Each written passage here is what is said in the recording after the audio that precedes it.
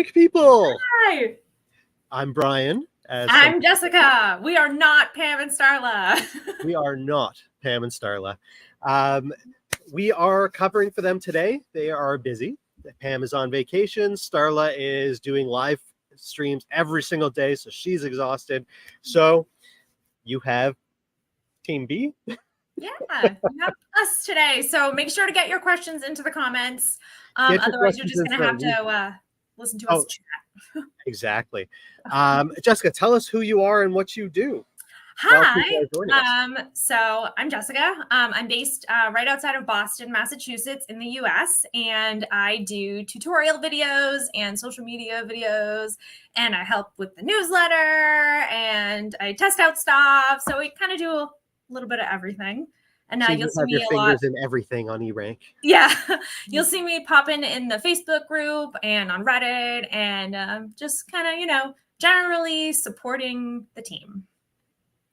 So perfect. I got my merch. So. And then everyone else could pick up their merch too at what's the eRank store? Is it just eRank? eRank merch.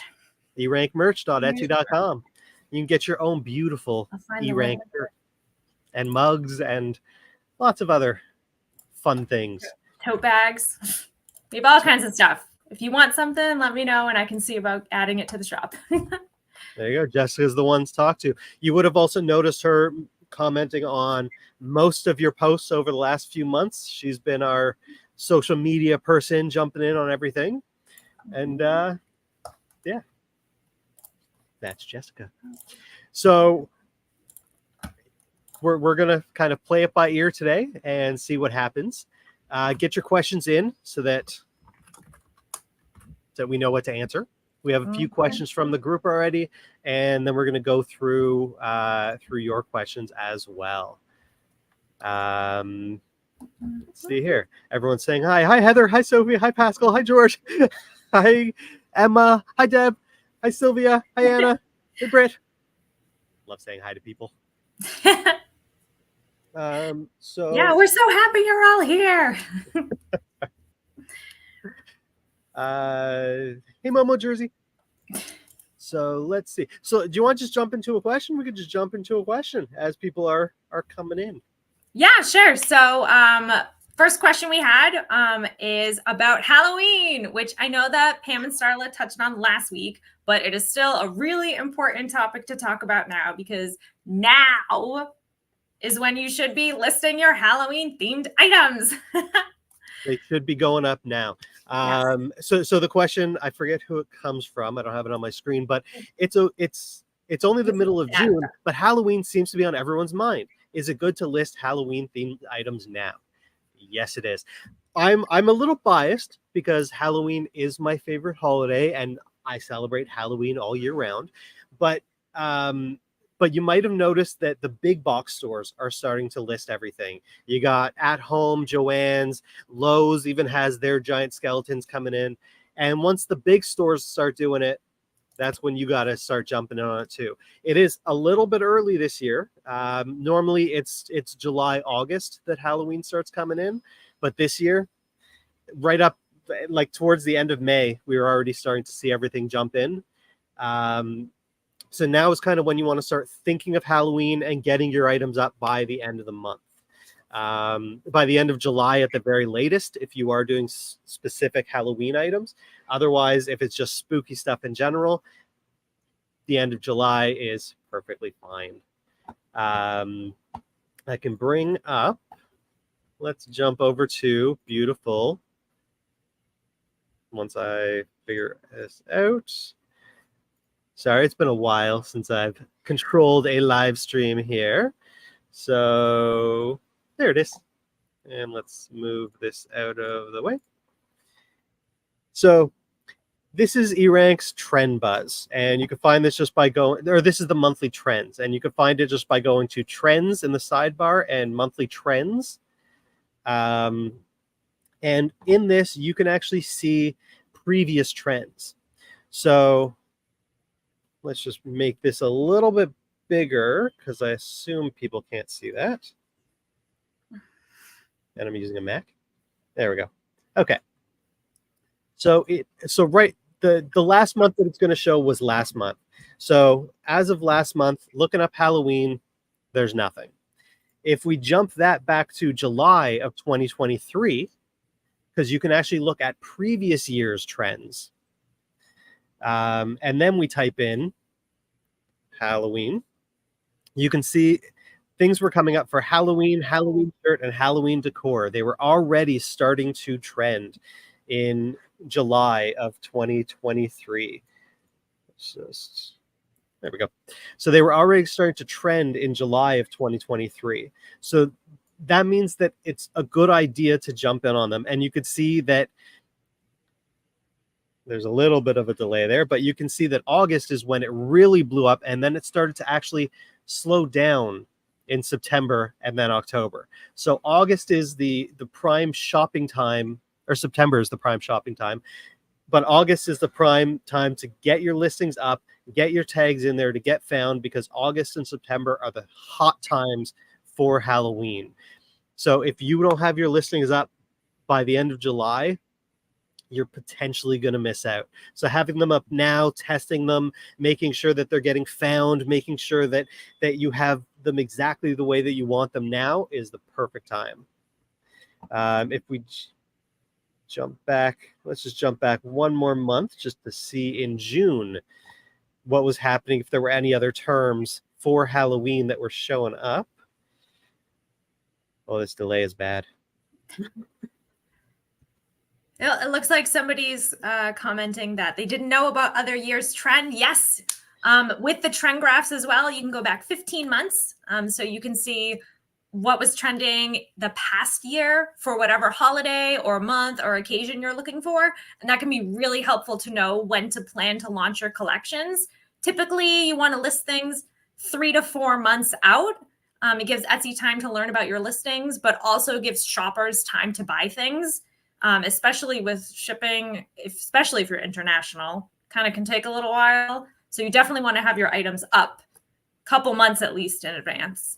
Exactly, especially if you're hand making them and it takes you a week, 2 weeks. If it takes you a certain amount of time to make the products, then you want them up in enough time for someone to notice them, buy them, you create them, and then ship them, and then still put them up. People don't just want Halloween decorations for October 31st. They want them usually for October 1st to celebrate the whole month. So that's kind of your aim, is having your stuff in people's hands by October 1st. So that's why listing them early is, of course, great. Yeah. In August of 2023, as we can see here, Halloween was actually number one. It was the number one search term with 238,000 searches in just that 1 month of August 2023. So you could expect August to be really hot. So July is when you really want your stuff up. So if they're not up yet, you're fine, but get them up soon. Yeah, it looks like someone's asking about Christmas in July, which is actually a big thing. Yeah. It's definitely not as big as Halloween, because nothing is as big as Halloween ever. But Christmas, we have our Christmas listings up all year round because people are buying all year round. But if you want to do a product drop or something, use Christmas in July. The big box chains are using it. You might as well use it too. Christmas in July is a great term and a great sales tactic to kind of drum up that initial business, see how your stuff is doing. But for Christmas stuff, September is usually when you want your cutoff date to have your listings up. By September 1st, you want your holiday listings up, because November 1st is the day after Halloween, is when Christmas just blows up. Yep. And same thing when we were talking about shipping. You definitely want to get your Christmas items up as soon as you can, because everyone knows that when they set the dates for shipping, they're usually cutting it pretty close. And like Brian was saying, especially if you have to hand make things. And for Christmas too, like Brian was saying, Halloween isn't just October 31st. Christmas isn't just December 25th. People are going to parties all month long. People are doing gift exchanges, work parties. So they may need those items even around Thanksgiving. So you definitely want to have them up as soon as you can. And you want your listings to already be trending and like for Etsy to already know what they are, because Black Friday is the biggest shopping day on Etsy. And that usually falls towards the end of November, and you want your listings to already be ready and perfect at that point. So the earlier you can get them up, the better. Using Christmas in July as a tag, that's a great thing because people do search that.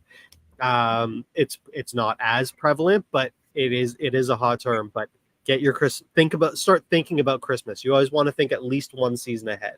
So think about Christmas. And sorry to everyone, we might be sweating, especially me, sweating and drinking a lot.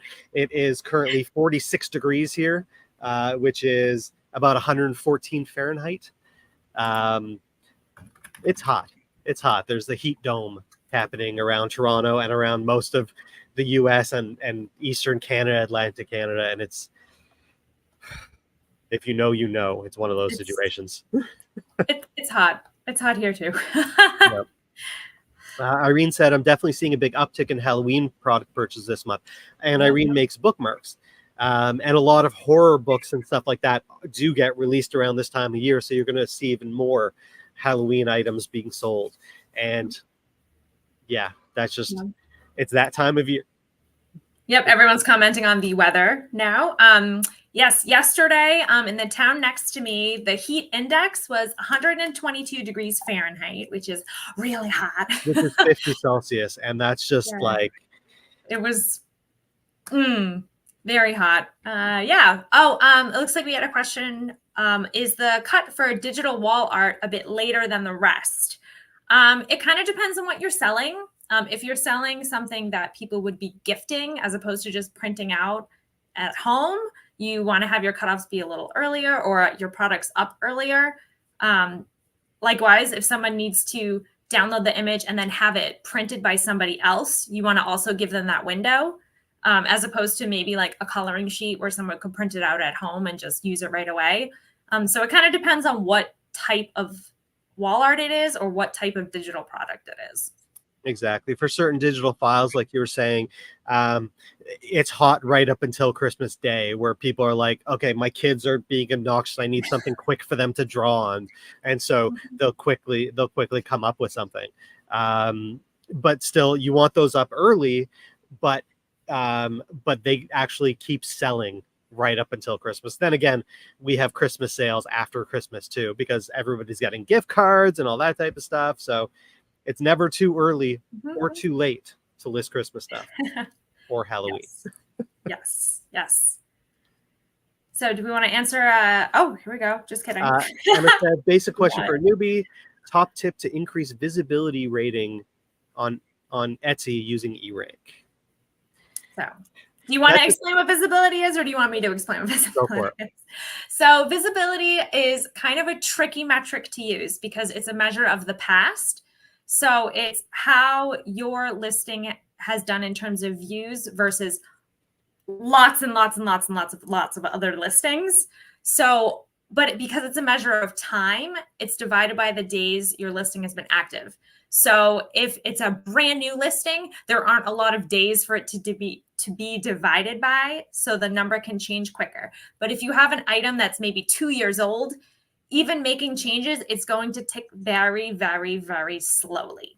So visibility is great to get a sense of which of your listings are being seen kind of on a daily basis. But if you're looking at your listings and maybe you've had one that's a year old and it's at 9%, you're like, oh man, I made all these changes. And the next day it's still 9%. It's going to take a long time for that visibility to creep up again. So best practice to increase it would be to just go through your listings. You could use the listing audit tool and just see maybe if there's tag opportunities or maybe refresh some photos if you haven't changed them in a while. And then you can track the changes for that listing to see if over time, oh, now I'm getting 2 views a day versus I was only getting 1 before. Or, hey, maybe I made 3 extra sales this month over my average. My changes are working. So that's a good way to kind of see how you can increase your visibility for And the visibility is also compared to other listings in the same category, which means that if there's someone who's just blowing up, then they will have the lion's share of the visibility, and that will actually slowly drop you down as well. But again, the older the listing, the longer it takes for that visibility score to change. But it's not really that it's really a metric that it's useful to know where you stand amongst other listings, but it's more of a grain of salt stat, just because it doesn't tell you how your listing's doing today. It tells you how it did throughout the lifetime of the listing. So older listings, it's very difficult to judge because they can have huge slumps. If you have a Christmas listing and it was up all year, it's going to have a very low visibility potentially because it's just been around for so long and it wasn't really getting seen compared to other competitor type listings. So the best way is just like Jessica was saying, just use the tracking tool to see what changes are actually happening to the listing, because that's what matters more than how it's doing compared to other listings on Etsy. How your listing is doing matters more than anything else. Yep, that's true. Did you want to get to the second early bird question we had? How can we get Etsy to understand that our UK postage prices are not too high and we are covering our costs? They keep saying customers like low postage. They sure do. Especially with Etsy pushing that free shipping, it can feel like they're always just telling you, give free shipping to everybody, give free shipping to everybody. But free shipping is never really free. It's usually just built into the price of your items. So you might be able to find a good balance. Maybe you charge a flat rate of, say, $3 for shipping for any item, but you just increase your prices maybe $1 or $2 to kind of cover the cost. So it seems and Etsy like will still recommend setting it to $1.99 if you set your price to $3, because it's just a recommendation. It's just based on every sale that happens on Etsy. They're saying, yeah, people like lower prices. That's all it is. It's not a one size fits all kind of thing. If you make handcrafted armoires and so your shipping is going to be $200, Etsy will say, people like lower shipping though, but that's not possible in every situation. So worrying about Etsy's recommendations, they are not one size fits all. So you don't really have to worry about that. It's one of those things that they show that to everyone. You can have $1 shipping and they will still say, people prefer lower shipping prices. And it's like, yeah, I know, that's why it's $1. But it's based on all of those listings that are set to free shipping. Those are included in the calculation that Etsy uses. So if yours is higher than that average point based on all those free shipping and then all the people charging shipping, it's going to give you that notice saying, hey, people like lower shipping prices. So it's another one of those things that's a grain of salt. It's just a recommendation and not necessarily something that you should be doing or something that you have to do. If it works for your product, if it works for your shipping costs, if it works for everything, then by all means lower your shipping prices. But otherwise, it's not something you have to worry about. No, you do you. Some of that is also Etsy trying to push Etsy labels. Because you don't see that when you use calculated shipping. You only see it if you're using fixed shipping. And they want everyone to use calculated shipping and use their labels, but that's not always possible. And especially in the UK, you never know what's happening. Very true. Yeah. And that goes along with another thing that Etsy's always trying to push, which is your item might arrive late. Yes. They like to tell you that your item's going to arrive late, and it's that same type of calculation that they're using, and it's a grain of salt situation. Just because it says your item may arrive late, that doesn't mean it, number one, will arrive late, or number two, that you will be penalized in any way, shape, or form, and that your customer will even notice. You're in the US, so you see that a lot more often, probably. Yes, I had actually an order 2 days ago. Oh, I think you froze.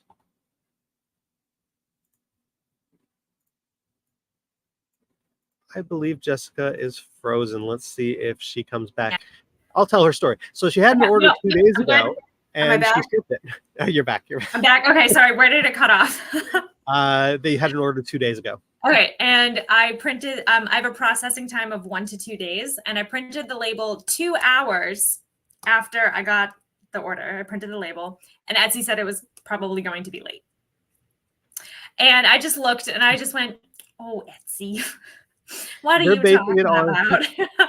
They're basing it on your processing time, the shipping time, that USPS originally says. But then when they calculate when it will actually arrive, they're basing it on other packages that have been shipped from around your location to around the location that you're shipping it to. So they're basing that on real-time stats instead of USPS's stats, which is what the actual delivery dates are based on. So it's just number play, and basically every package that you send says it's going to be late, even if you ship it 6 weeks early. Yep. Mine constantly. And I know it's going to get there. And you can use the eRank delivery status to see where your package is. I love that tool. Which I use all the time. It's so much more convenient than looking at Etsy and trying to look through trying to scroll through the 50 at a time. And it's just frustrating versus the eRank's delivery tool, which actually shows you all your orders and you can actually see its current status, which is absolutely convenient. Yes. Such a time saver, especially during the holidays when everyone's like, where's my package? Where's my package? You're going to ruin my Christmas. It's like, I know where it is. I can track it for you. Here's the tracking number again. It's also a lot easier to get the tracking number using eRank's tool than it is on Etsy, where when you go into the order, you actually can't see it. You can only see it on the orders page, or you have to use your tracking. So it's a whole mess. eRank's delivery tool just makes it so much easier. Yes. Somebody's asking, what is this sorcery you speak of? I wouldn't say sorcery, maybe like eRank magic. I don't know about like full-on sorcery. It's data. It's data. I'm just trying to pull it up here, but my computer's being slow because I'm using the same computer to do too many things. So you can get to it via the Shop Insights tab on the left side navigation bar, and it's the bottom one there, delivery status. So you can check it out for yourself if you want to, if this isn't flowing as good. That's not. It's taking a while to load. That list is long. You go to Shop Insights, and it's the last option there, and then it'll show you all of the stats of your current orders, which is just so convenient. You don't have to fiddle around trying to find the person's order, trying to find their tracking number, trying to find where it is, all of the other things. It's a single click. Everything is right there. You could search by name as well. And it's just easy. Just use eRank. It's easy. Yeah. I don't know if there's another way to say it. Yeah. But when it comes to any of the recommendations or any of the pop-ups from Etsy and that kind of thing, a lot of them can just be ignored. A lot of them are very one size fits all, or just, hey, just so you know, if your customer asks, then this is the current situation. It's just, most of it can just be ignored. Yes. It's just life. Yeah. All right. What does this say? So this doesn't say. Okay, good. Let me just switch to that. Oh, ta-da! So that's what it looks like. Zoom in a little. Oops, I'm zooming in on the wrong window. Too many windows open. There we go. So you can actually see the date it was shipped, where it is, the city it's going to, the state, the country, how much you paid, the shipping service. When you hit in transit, I'm not actually going to show that. Then it brings you to the Etsy order and to the tracking, so you can see everything that's happening for the listing, and that's just under Shop Insights and Delivery Status. Yep. Your sales map is also a great tool, but not going to go into that now. I love that. Yeah. That one's fun. Yes. It's actually really useful. The sales map shows you not all of the orders in your shop. For me, it does the past 300. Yeah. and it'll show you all color coded, like, oh, you've had, 6 sales from this and 10 sales from here and whatever. And if you it's ship really cool. internationally, it's great to see like the Yeah. world filling up. Yeah, it's really cool, but it also could be really useful if you're trying to maybe think of new products and you're like, wow, like 30% of my items are from this country or something, maybe doing something with their country's colors, or looking maybe more into their holidays, or, it kind of helps you maybe think of new ideas or like new places to market, or, hit up on social media, that kind of thing. So, because it's as you're useful just for going home. on your normal day, you don't even realize where stuff is going to. You won't realize that 20% of your packages are going to New York. That's just not something you'll notice on a day-to-day basis, but that map will actually tell you kind of what's going on and where stuff's going, and very handy. Yeah, yeah. All right, should we get to another question? It looks like George had the next question, I think. There we go. How would my startup POD shop benefit from subscribing to eRank versus the free tier, aside from 50 keyword searches per day? So you actually get most of the tools on eRank are available in the free plan as well. You are limited in the amount of searches you can do, and in things like the keyword tool, you can't see all of the data. You can't see search values, but you can see the competition numbers.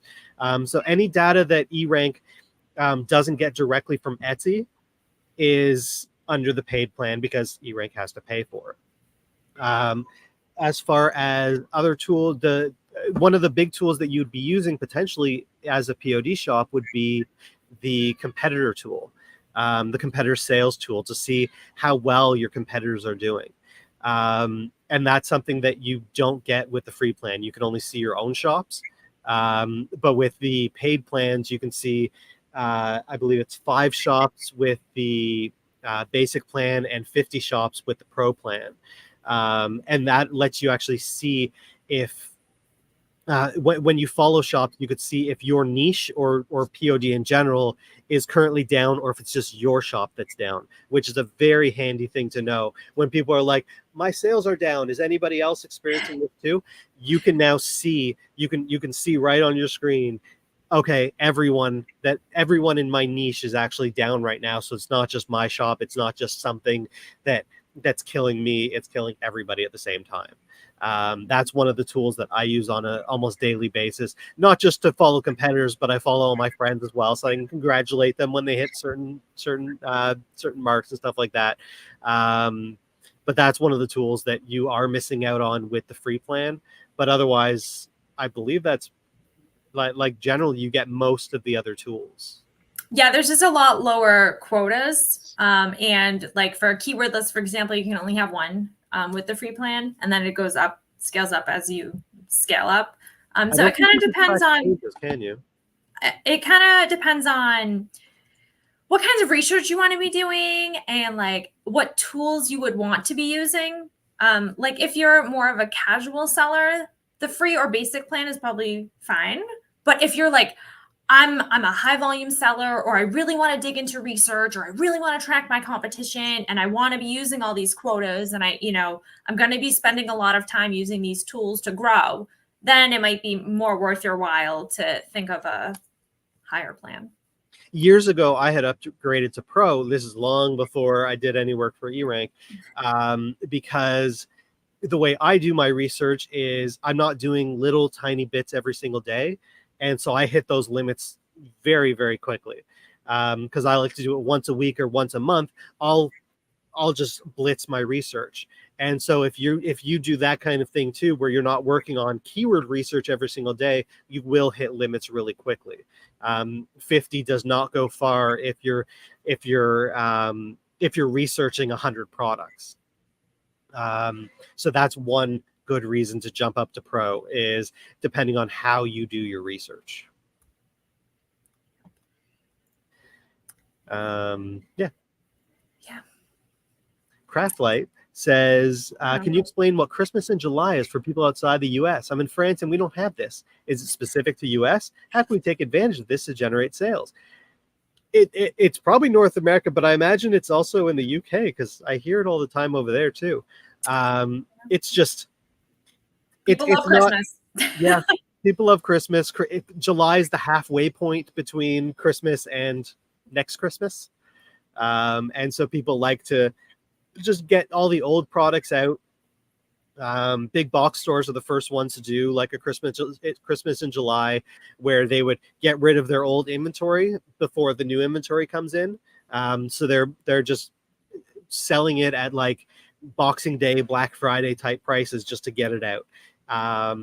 So it's less of like a holiday of sorts, but it's more of just let's just have a sale for the sake of having a sale. There's no holidays right now, and we need a holiday to sell our products, so let's make one up. Yeah, a lot of people in the US anyway kind of coincided with Independence Day, which for us is the 4th of July. So a lot of people, because it's red, white, and blue for us, will do like a Christmas party with like red and white, like, and they'll just kind of do like someone barbecuing in a Santa costume. But yeah, I don't know. It's not a huge holiday. Like it doesn't have a specific date. It's just kind of like a seasonal thing. Yeah. So it's just the halfway point to Christmas, and people love Christmas. So yep, they do. All right, let's see. Spotted on Etsy. Go ahead. Yes. Oh, I was just gonna say, somebody said that Spotted on Etsy has stopped working for recently. I have noticed the same issue myself, but it just seems to be taking a little bit longer to load. Maybe 45 seconds to a minute instead of 20 seconds. If you notice this is a consistent issue, you can hit the blue feedback button in the bottom right-hand corner of your Etsy or eRank dashboard. And then you can contact a member of the team. If you can take screenshots or give any useful information, like, oh, I timed myself and it's been taking X minutes and still not doing anything, then that can help our team kind of look into the problem a little more. Yeah. Mine's been loading fine, so I don't have any. Mine is loading fine, but it's just taking an extra 15, 20 seconds. Okay. But if it's something extreme, like, hey, I've been waiting for 10 minutes, then that's definitely something that our team should. Yeah, or if nothing's showing up when you know that stuff should be showing up, definitely use the feedback button just to contact the team and have them look into your account just to see if anything is up. Maybe something's not triggering properly or something, and they'll get on top of that. Yeah. Oh, that's for you. This one is for you. Cosplayer FX says, is unfinished 3D printed merchandise for FDM PLA, for example, still viable, or the expectation is higher quality resin? It is not too specific question. The answer is yes. Or wait. It's still viable. Yes. The answer is yes. We don't finish. We have a whole 3D printing farm behind me here. We don't finish, we don't paint. We have 32 colors and we just use the colors that we have. These are Bamboo Lab printers, so they can print up to 4 colors or 16 colors if I join them. And we don't finish them. They're all FDM and they work perfectly fine. But it depends on what you're trying to do. If you're trying to print really, really small miniatures or something like that, Dungeons and Dragons miniatures, you will have a problem with FDM because they just won't come out in the quality that you're looking for. But if you're printing larger items, or you're printing things that that if the layer lines are showing or the texture is showing, that is perfectly fine as well. Remember that everything on Etsy is handmade, and 3D printing, even though this machine's doing it, it's still handmade. So if there's any defects or anything like that, that's perfectly fine. We have a disclaimer in our descriptions just saying, hey, it's not going to be perfect. There might be blemishes. It might not be exactly as described. Just like someone who's crocheting hats, the stitches might not be exactly as you expect them to show up. That's just the nature of things being handmade and not mass produced by big industrial machines. So yeah, there's nothing wrong with FDM printing. It's perfectly fine. It's perfectly viable, and it does really well. I have seen some shops who, do have the disclaimers, but they do have one listing in their shop that's like oopsie items, or items that just have some sort of small defect that may not affect the use of the product, but just isn't up to their own personal standards, and they'll sell it at a discounted price or bundle it with something else. So if you're finding that you have a lot of issues with that, that could be something that you could look into. So you're not just throwing product away. Yeah. And our standards are ridiculously high sometimes. If there's even like a little speck on it, then that goes into our seconds pile. And sometimes we call it seconds. Sometimes we call it imperfectly perfect. Just whatever we feel like calling it at the time. And then you sell it at a discount because there's no point in just throwing it out. But if something's not up to your standards, then you shouldn't sell it. Even if it would be up to the customer standards, it's still, you have to live with someone having that in their house. Mm-hmm. So it's definitely viable, and there's ways to, even if something is not exactly perfect, there are still ways to get rid of that imperfect stuff, because there's no point in throwing anything out. Yes. Anna said, I have a question that's probably a little too specific. Do you think Etsy will ever extend their shipping labels to the tiny markets like Ireland? Our post office tracking is enormously expensive. Don't know. I think that'd be a question for Etsy, unfortunately. I'm guessing it will eventually come, just because just like when they rolled out Etsy payments, it was only available in 30 whatever countries, and now it's available in 80 something countries. They're always looking to expand. They're always looking to better the service for everyone that uses it. So it's only a matter of time before that happens, but that could also be deals with Royal Mail, because they do get a cut when you create an Etsy label. It's at a discounted price, and they get a percentage, and it's a whole business type thing. So it all depends on if they're able to make that happen. But it's something that they would prefer, is everybody using their system. So hopefully it does come, but there's no guarantees. There's no timelines for that type of thing. What I do whenever there's a feature that, I'm in Canada and there's certain things that just don't work properly sometimes, because Etsy is very US centric, I message them. I send them feedback on basically every little thing. And if enough people send feedback saying, hey, you should be doing this, then it sometimes becomes a thing.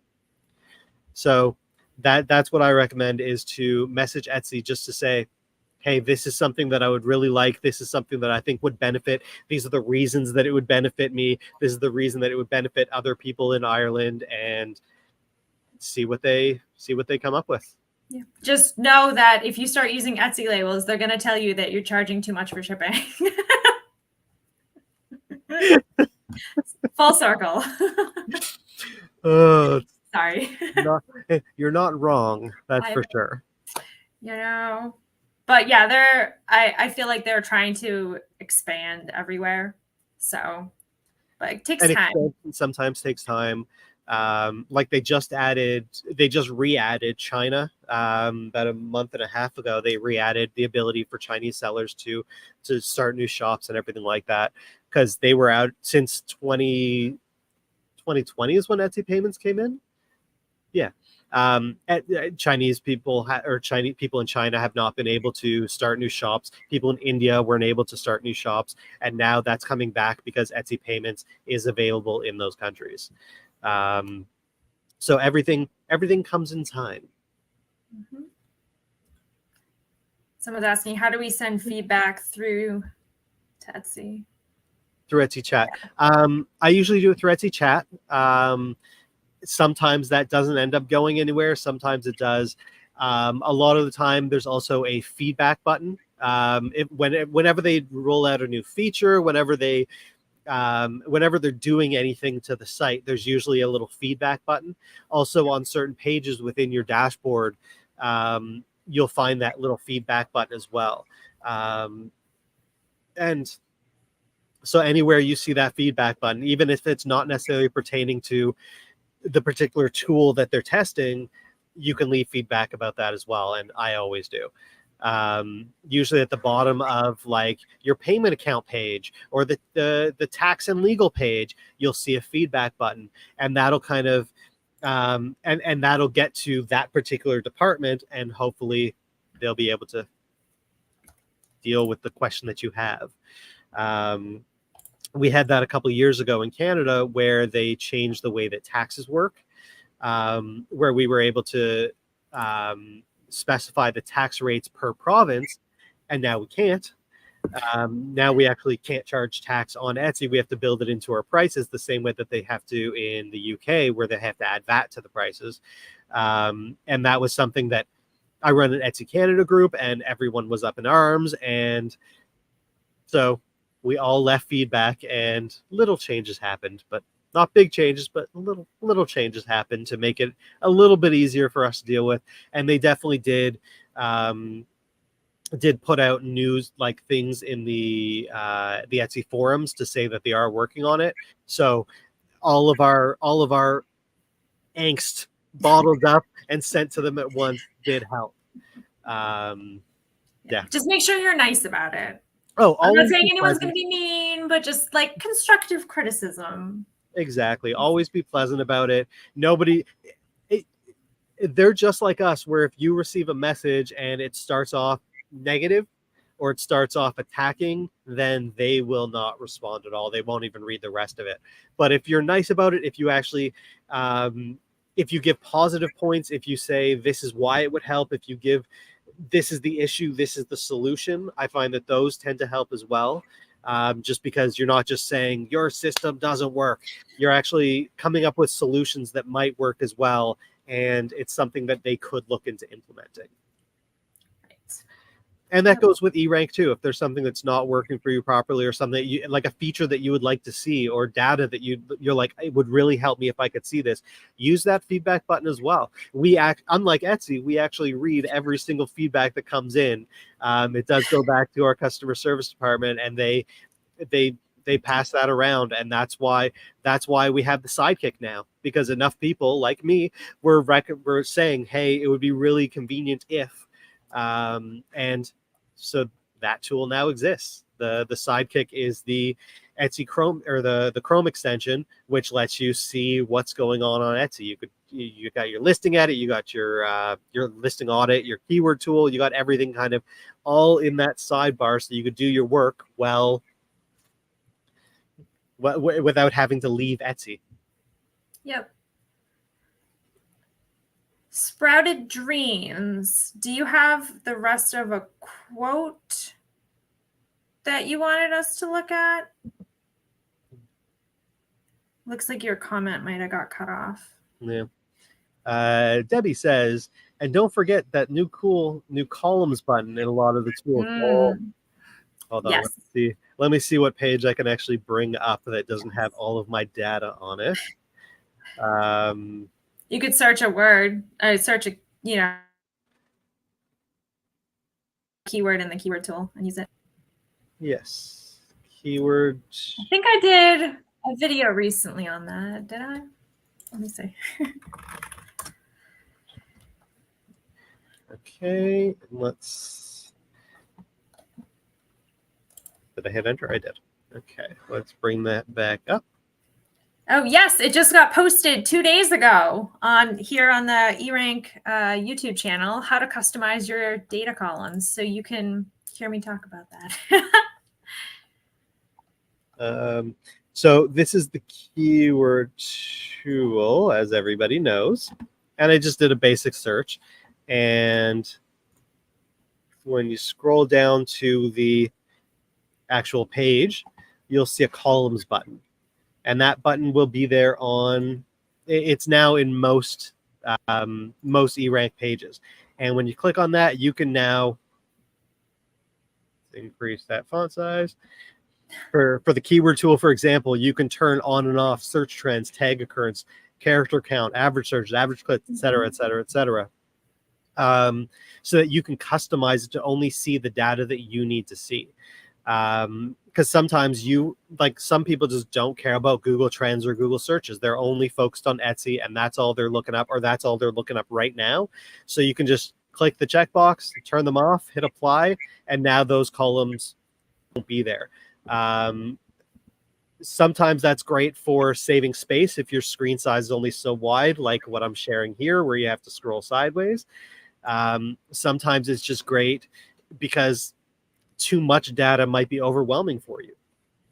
And I find sometimes it's just nice to turn some data off just so that I see only what I need to see. That way I'm not thinking too far or too much into other things that don't exist. So here I've removed all columns except for the ones that have that particular bar. And now I can see all the data on the screen at once without any extra clutter. I know how long those keywords are. I don't need to worry about that one. I don't care how well they do each month. I just want to know the averages. So I'm just seeing the averages. I turned off the trend tool. So that's kind of a convenient way to just see the data that you need without all the extra clutter. And that works in most fields when you're doing a listing audit, when you're doing all of the different things that you're doing on eRank. You can customize what you're seeing, and the export button is now on a lot more pages as well. So you can actually export that data into a CSV, Excel file, or a PDF, or you can print it directly, which is very handy. We love handy dandy. Anything that saves time, even if it only saves you like 1 second of data that you're looking at, it saves you 1 second per time you're looking at the data. There's only so many seconds in a day. It's only so many. Yeah, that's why I love the keyword lists, because they update every month. So if you like many people, had a notebook with all my keywords and average searches and competition, etc. And then this was years ago, and then I discovered keyword lists, and oh my gosh, I recycled those notebooks because now it's just all on my computer. And then every month when we get new data, it just uploads it or refreshes it so I can stay on track without having to rewrite everything and change all my notebooks. I always did it in a spreadsheet, and every month I would have to go in and basically do a keyword search for every single one of the words that I had there to see how well it's doing. And it was just it took a lot of time. Good. And again, it used up a lot of my searches, a lot of my daily searches. Yes. Because I would do that all in one day or all in 1 hour, and it was a lot. Yeah, yeah. So we have the update there. He said that the new algorithm would lower the rank of listings that had keyword stuffing. What about old good sellers? I don't want to touch those. Well, our rule of thumb is if a listing is performing well for you, don't touch it. But you could experiment if you wanted, creating a second listing, maybe reformatting the tags and titles if it is keyword stuffy right now, and then just see if it performs as well as the current listing that you have. I feel like, personal opinion here, this might be like if you're really, really keyword stuffing everywhere, like in your title is just all keyword stuff and your description is very keyword stuffy. Whereas if it's a little more natural but still has lots of keywords in it, it might not be affected so much, but that's just a personal. He also didn't specify whether that was your title or your tags. I imagine it's the title, because Etsy's guideline for forever has been short, concise titles. The way that if you go to Tiffany & Co. or if you go to most websites, you'll see very short titles that are 4 to 5 words, and that's it. Mm-hmm. And so that's where keyword stuffing is just not as relevant. It makes it look a lot more spammy. It makes it look like AliExpress, which no one wants to do. And so, and because those first words in your title are the most important as well, the rest of the words aren't even seen in search. Stuffing your title doesn't even matter because nobody sees it until they click on the listing anyways. Well, they are search terms. That's what the tags are for.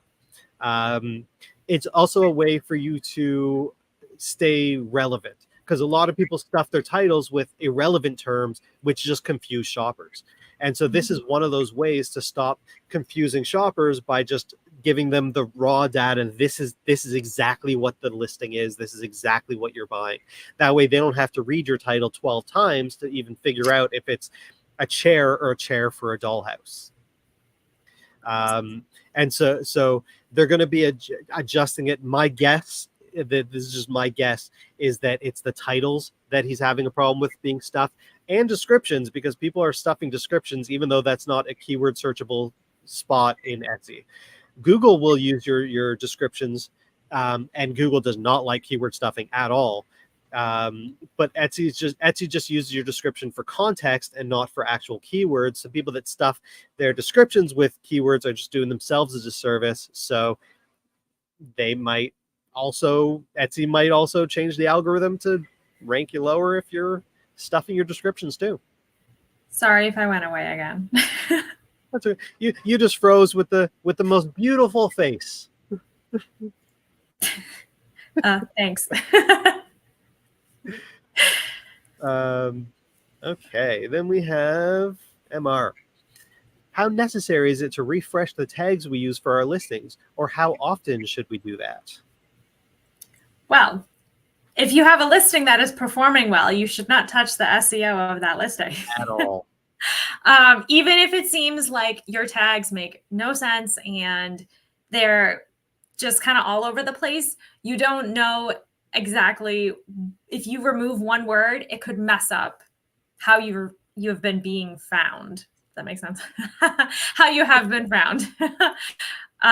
But if you're going into a listing and you notice that maybe it hasn't sold in a while, or it's an old listing that you'd like to kind of refresh, you can definitely track changes for maybe a week or two, see how it's performing currently, and then make a couple little tweaks to something.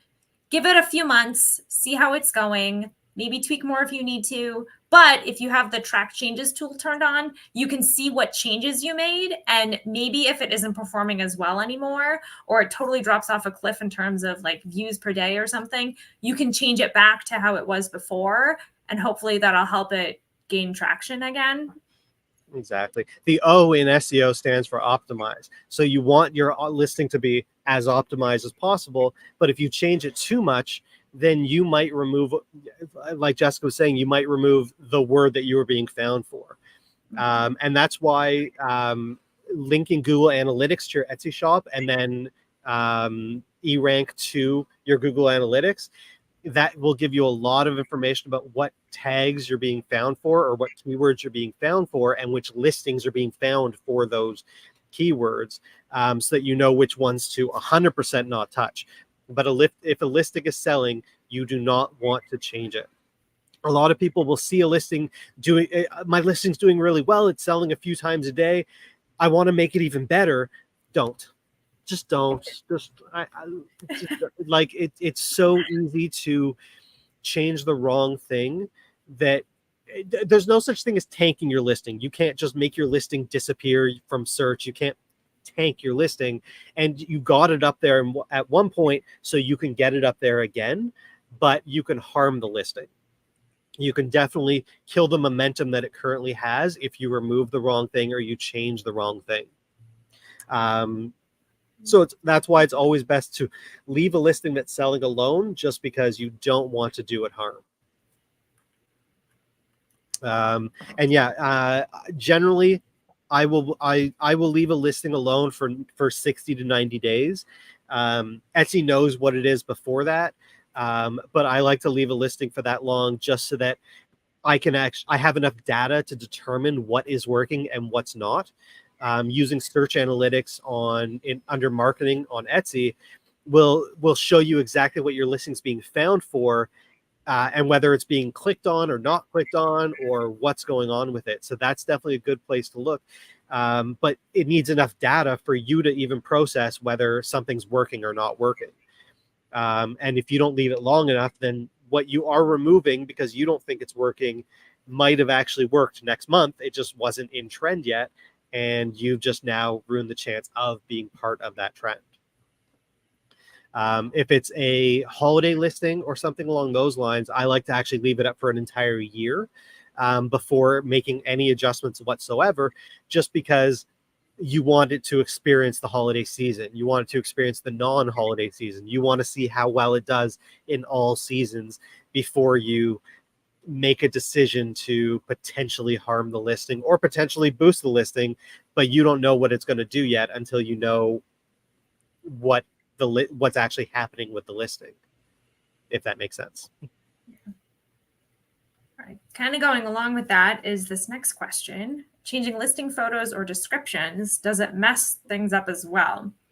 So for descriptions, Etsy doesn't use your descriptions in query matching, which is matching what the buyer typed into the search bar. What it does use it for is for the level of personalization that they apply to a search. So if you have an item, say it's a palm tree lamp. I don't know. I just pulled that out of nowhere.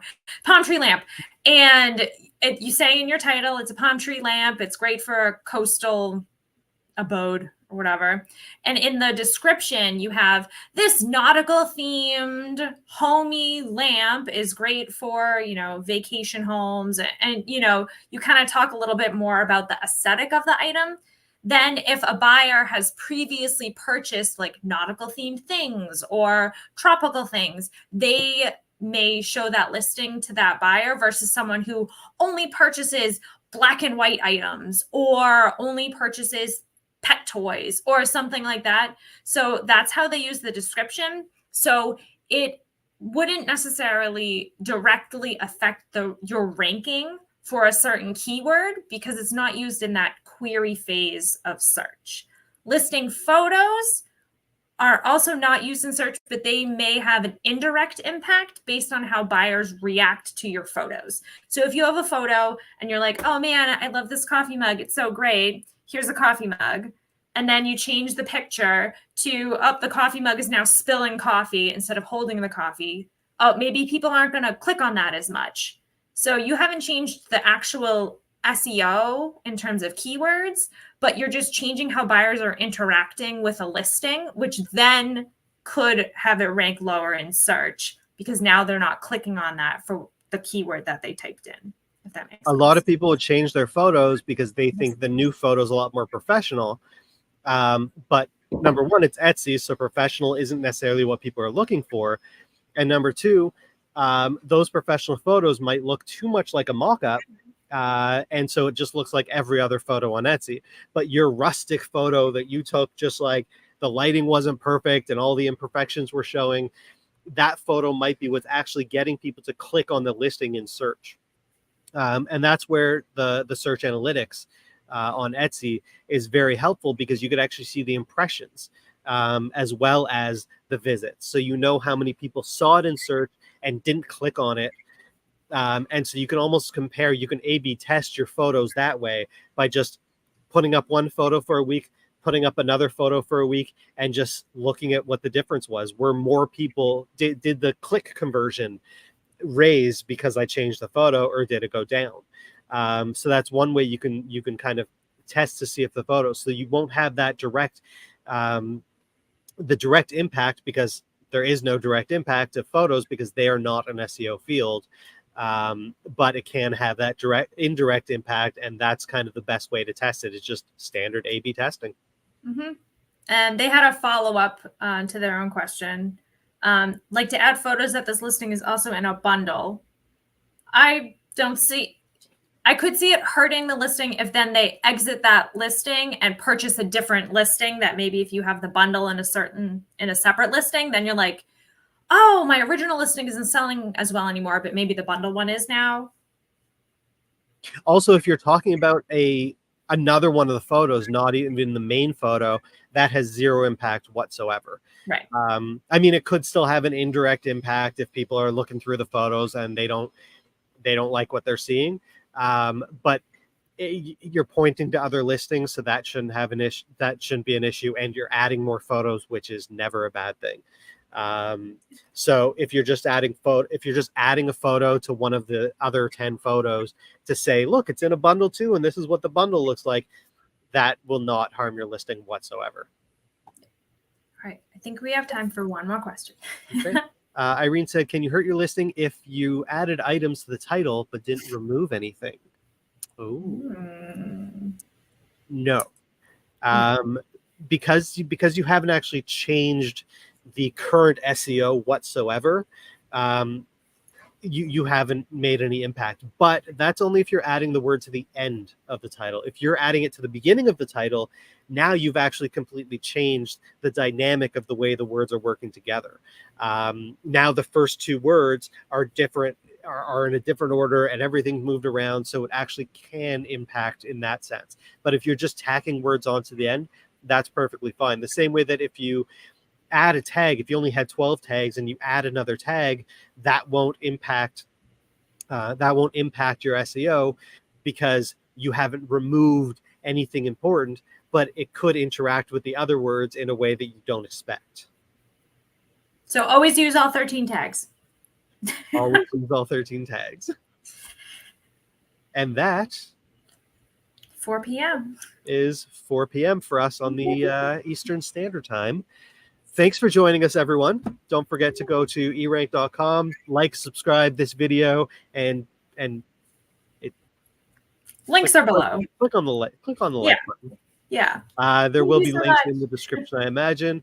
Thanks for joining us. Thank you, Jessica, for joining us on your inaugural. Where are you? Debbie says, give a big like. I don't know if you could change the size of your like, but if you can, just hit that like button like 50 times. Give us a like, get rid of it, give us a like, just do whatever you want. Just make it as big as possible. Make your impact as big as possible. Thanks for joining us, everyone. Thank you so much. Bye. Bye.